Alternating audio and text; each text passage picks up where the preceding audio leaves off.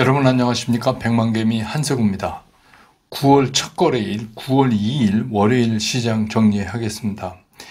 지난 주말에 뉴욕 시장은 상승 마감을 했습니다. 그렇지만 시장에서 변동성이 완전히 사라진 건 아닙니다. 그래서 지난 주말에 뉴욕 시장도 상승 출발했다가 또 중간에 상승을 좀 반납했다가 다시 또 끝날 무렵에 주간 옵션 물량으로 추정되는 그런 수급이 또 살아나면서 다시 상승으로 마감하는 그런 모습을 보였습니다. 그러고 나서 주말 동안에 시장에 이렇다 할 영향을 줄 수 있는 큰 이슈도 없고 그런 상태에서 오늘 우리 시장은 이제 월요일을 맞았습니다. 근데 이제 미국의 노동절 연휴가 이어지고 있어서 오늘은 특히 뚜렷한 방향 잡기가 더 애매한 날이었다 이렇게 보여집니다.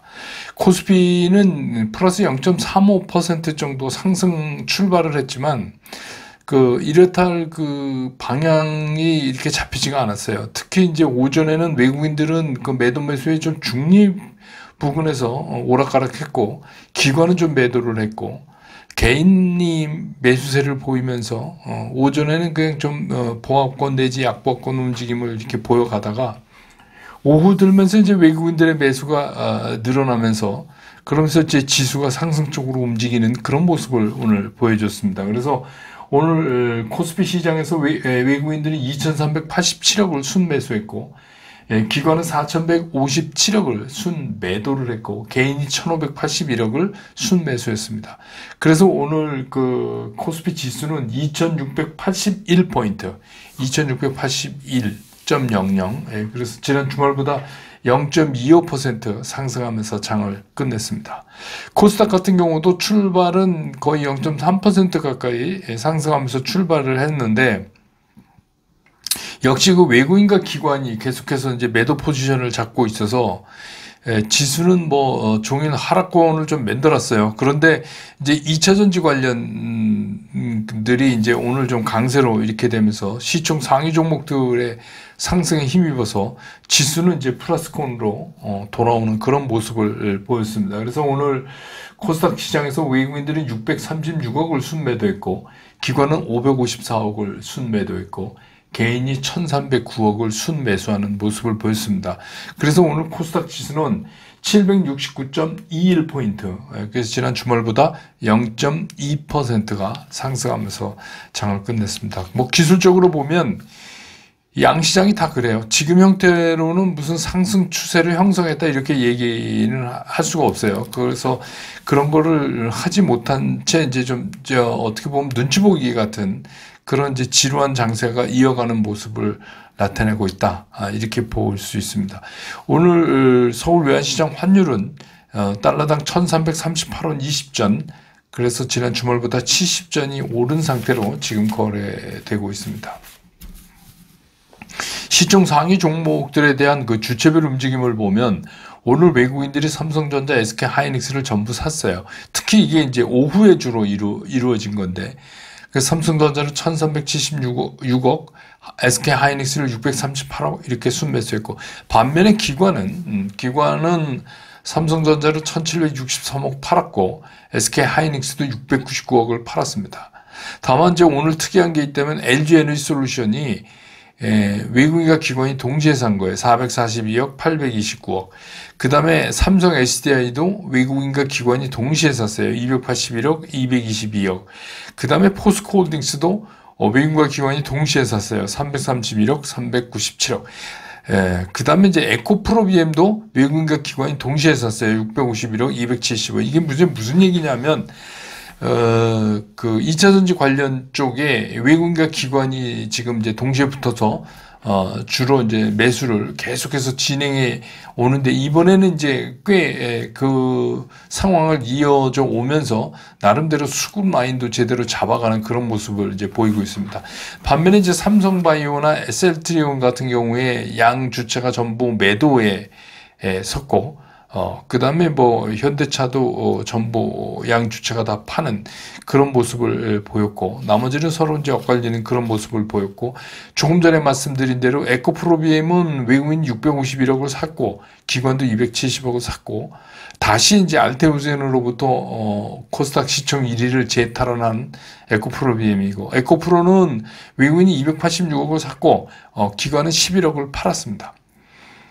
그 다음에 그 엔캠은 외국인이 153억, 기관 20억 이렇게 샀고, HLB는 104억, 18억 이렇게 팔았습니다. 그래서 결국 오늘은 2차 전지는 사고, 바이오는 팔고, 이렇게 이제 크게 보면 그렇게 볼 수가 있겠습니다.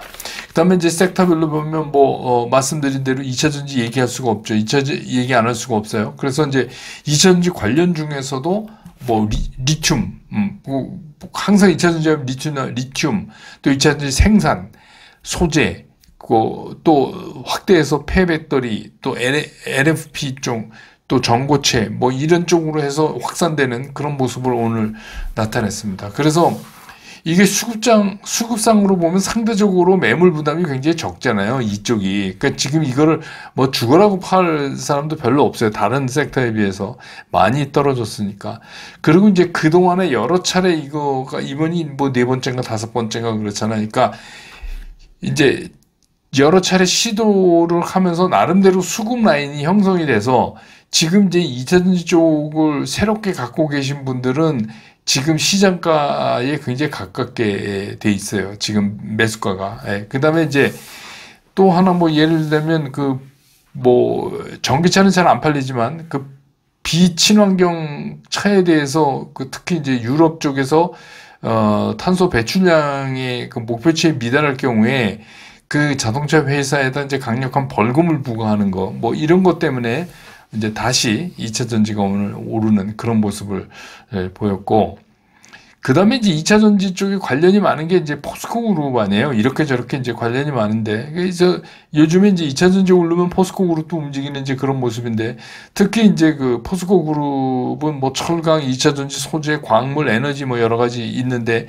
이제 2차 전지가 선전하는 그런 이유도 있고, 또 오늘 이제 한국, 호주 경제협력위원회 합동회의가 멜버른에서 있었는데, 그 경제협력위원장이 이제 포스코의 장인환 회장이죠. 그래서 포스코가 특히 이제 호주하고 에너지, 또 자원, 또 이제 인프라 혁신 이런 거에 대한 이제 협력을 다짐했다, 이런 뉴스도 나오고 이러면서 그쪽도 좀 움직여서 나머지도 조금씩 움직인 거 있지만 그냥 이렇다 하게 움직인 거는 이렇게 정리될 수 있어요.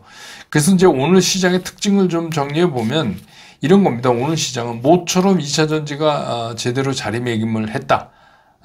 근데 이제 그동안에 2차 전지가 다시 이거를 하기 위해서 여러 차례 시도를 했잖아요. 그래서 이제 여기서 핵심은 뭐냐면 이번에는 그래도 과거보다는 몇 번째 시도할 때보다는 수급 라인을 제대로 갖춰갖고 지금 이제 가고 있다. 그래서 이제 핵심은 뭐냐? 앞으로 이게 얼마나 지속할지, 사실은 이게 이제 여기에 관심이 모아지는 그런 상태다. 지금 이제 이런 상태에서, 그러니까 이런 거잖아요. 갑자기 돈을 많이 벌고 이런 차원의 문제가 아니라 그냥 당연히 수급 라인이 살아나면서 지금 만들어진 거기 때문에 이런 상태에서 이제 얼마나 더 갈 수 있을까? 이런 거를 이제 시장이 굉장히 눈여겨보는 그런 상태입니다. 상대적으로 오늘 이제 바이오는 많이 쉬는 그런 모습을 보여서, 이게 이제 바이오가 끝난 걸 말하는 건지 아니면 이제 잠깐 그런 건지, 이것도 또 이제 시장의 관심사가 될 것 같습니다.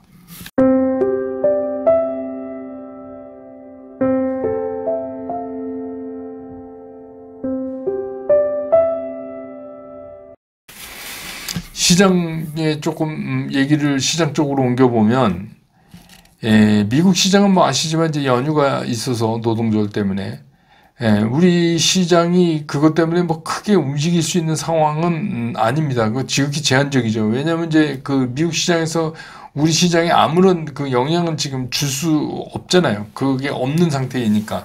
그래서 이제 이 연휴가 끝나고 나면 이제 우리 시장으로 수요일부터 외국인들이 어느 쪽으로 시장 방향을 선택하느냐가 상당히 중요하게 생겼어요.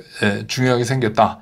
이런 생각이 들어요. 게다가 이제 제가 지난 주말에도 말씀드렸지만 다음 주 12일이 선물 옵션 동시만기일이잖아요. 근데 이제 왜 그러냐면 그때까지 이게 이제 9월물 청산인데 롤오버 할 수도 있지만 일반적으로 청산을 많이 할 것 같은데 근데 이제 그때까지 시장에 영향을 줄 수 있는 이렇다 할 게 없어요. 무슨 주말에 고용집 보고서 나오지만 대충 시장이 다 알고 있는 상황이거든요. 지금 흐름 자체를.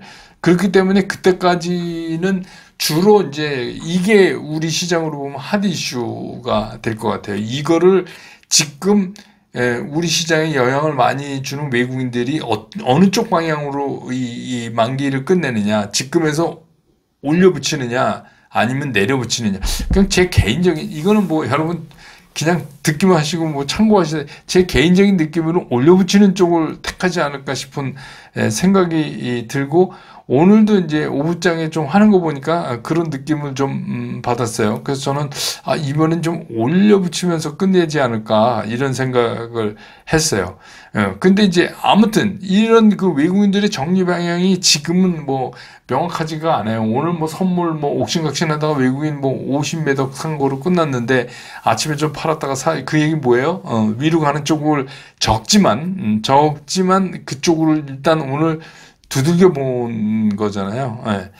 그래서 이제 우리 시장으로 말하면 이제 수요일부터 시작해서 만기일까지 6거래일, 7거래일 이렇게 남았잖아요. 그 사이에 진행되는 방향이 단기적으로 우리 시장에 상당히 영향을 줄 수가 있다. 그리고 그거를 움직이게 하기 위해서 동원되는 어떤 종목들 있잖아요. 현물 시장에서.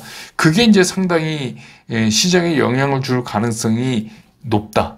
이렇게 이제 생각하는 게 사실은 그게 핫 이슈예요. 어쩌고 저쩌고 딴 거 얘기하지만 사실은 그게 핫 이슈예요. 어쩔 수가 없습니다. 지금 이제 입장에서는. 그래서 미국 시장에서도 보면 투자 심리는 굉장히 강하잖아요. 지금 이제 미국 시장도. 그런데 아직 잘 이렇게 정리된 건 아니지만 AI를 관련주를 비롯한 기술주에 대한 피크 논란 있잖아요. 이게 피크다. 이런 논란 여부에서 시장이 완전히 자유로울 수가 없는 그런 상태예요.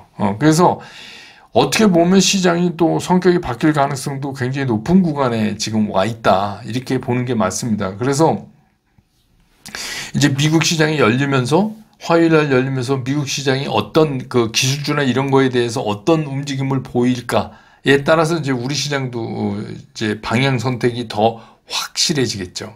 예를 들어서 AI 이런 게 아직 피크 아니다 이렇게 가면 이제 그러면 이제 되게 반도체를 끌어올리면서 12만기일 때 위쪽으로 붙이는 방향 설정을 하면 그게 이제 지금 예견되는 굉장히 확률이 높은 그런 시나리오인데 근데 주시장이 시나리오 갖고 항상 되는 건 아니니까. 근데 다만 중요한 건 뭐냐면 우리가 이쪽에 신경을 좀 써야 된다 이런 얘기입니다.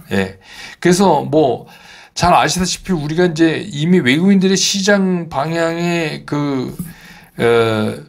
얼루 잡냐에 따라서 우리 시장도 움직일 테지만 우리 시장이 우리 자력으로 해서 우리 시장 방향을 어떻게 정한다는 건 이미 어려워졌어요. 그건 이제 아시지만 할 수가 없잖아요, 지금. 그래서 쉽게 얘기하면 엔비디아가 살아남으면 우리 반도체가 살아날 거고 또 모처럼 움직이는 이제 2차전지 이런 것도 외국인들이 지속 참여를 해주면 이게 이제 좀 가는 거고, 그렇지 않으면 또 이건 좀 불가능하게 짧게 끝나는 거고, 지금은 이제 다 이런 상태에 와 있으니까 우리가 할 수 있는 게 없단 말이에요. 지금은. 그래서 이제 특히 더 그런 이유가 앞으로도 이제 상당 부분 그럴 수밖에 없는 이유가 뭐냐면 이제 발표된 우리 이제 지난 주말에 발표된 이제 우리 내년 예산안 보면 내년에도 우리가 무슨 재정 정책 이거 기대하기는 좀 날 샌 것 같고 근데 이제 그런데다가 이 늘어난 이제 부동산 관련 부채 때문에 이제 부동산 그러니까 대출 정책이죠. 부동산 정책. 그러니까 그거를 이제 지금 조일 수밖에 없는 입장이고 지금 이미 조이고 있잖아요. 오늘부터 막 시작해서. 그래서 이제 강남 수도권을 위주로 한 이제 집값이 자꾸 뛰니까. 근데 이제 그렇게 되면 어떤 문제가 생기냐면 과연 우리가 미국이 예를 들어서 금리를 9월에 내렸을 때 미국 따라서 우리가 10월에 금리를 내릴 수 있는 그 룸이 이미 좁아져 있는 상태다 이거죠. 그러니까 지금 같은 이런 이제 부동산 부채가 이렇게 늘어나는 이런 상황에서는 사실 부채 금리를 내릴 수가 없어요. 그건 이제 한국은행 총재 말이 맞는 거예요. 이거 뭐 그냥 막 할 수가 없는 거잖아요. 그래서 어떻게 보면 우리는 이제 딜레마에 빠진 거예요. 그게 상당히 좁아져 있는 상태다. 그런 거 보면 더더욱 우리가 우리 임의대로 우리 시장을 이렇게 할 수는 없어요. 그래서 결국은 우리가 원하는 거건 아니면 뭐 원하지 않던 그래서 우리가 이제 기댈 수 있는 거는 결국은 외국인들 투자가 우리 시장에 어떻게 들어올 것인가. 그러면 이제 뭐 향후에 달러 약세를 이제 약세 기조를 갈 거라는 거를 이제 금리 내릴 거니까 감안을 해 본다 그러면 뭐 이머징 마켓에 대한 이제 투자가 확대될 수 있는 거고, 미국이 아닌 뭐 그 안에 우리 시장이 이제 들어있기를 이제 바랄 뿐이죠. 그러려면 이제 우리 시장 자체가 매력이 있어야 돼요. 우리 시장 자체가. 그러니까 우리 시장 자체가 매력이 있으려면 어떤 거냐면 반도체는 미국의 기술주가 올라줘야 이게 되는 거죠. 그러니까 그것도 또 미국 시장에서 뭐 경기 침체 등등 해갖고 그 AI 관련주들이 멈칫거리면 또 그것도 우리가 좀 쉽게 안 되는 거죠. 그리고 이제 수출 주도형인 것들은 이제 환율 때문에 또 영향을 또 받을 테니까 달러 약세가 되면 그러저러한 것 때문에 이제 사실은 그게 걱정이죠. 우리 시장이 어떻게 그런 이제 글로벌 그 마켓에서 매력적인 시장으로 보일 수 있을까 이런 거죠. 그래서 뭐 앞으로도 특히 이제 9월도 결국은 이제 우리가 쳐다보고 쫓아가야 되는 게 외국인 수급이에요. 그 외국인 수급 그 다음에는 그럼 걔네는 뭘 사나 이거를 또 안 따질 수가 없어요. 안 따질 수가 없어서 그래서 이제 그거를 또 9월도 그거를 좀 따라가게 생겼다 이런 말씀 드리고 역시 이제 제가 그 지난 주말에 말씀드렸던 것처럼 그런 의미에서 본다면 우리가 이거를 빨리 알아차리는 방법은 그거는 이제 매면칙 제가 말씀드렸던 이거를 이제 공부를 잘 하신 분들은 외국인들이 어떻게 수급을 움직이고 어느 쪽으로 향하고 있구나 이런 거를 다른 분보다 빨리 알아차릴 수가 있죠. 결국은 지금은 그렇게 해야 시장에서 돈을 벌 수 있다 이렇게 결론이 날 수밖에 없어요. 그래서 이제 현재는 뭐 우리가 뭘 막 생각해서 이거 괜찮아 이거는 안 돼요. 외국인들이 사줘야 돼요. 그러니까 지금은 이제 그런 상황에 있다. 그러니까 단기적으로는 다음 주에 있는 만기일까지 외국인들이 어느 쪽으로 방향을 잡아서 그걸 정리하려고 드느냐에 따라서 시장이 바뀌어질 것 같다 이런 생각이 듭니다. 오늘 시장 정리 이렇게 끝내고 내일도 장 끝난 다음에 저는 다시 여러분 곁으로 돌아오겠습니다. 여러분 고맙습니다.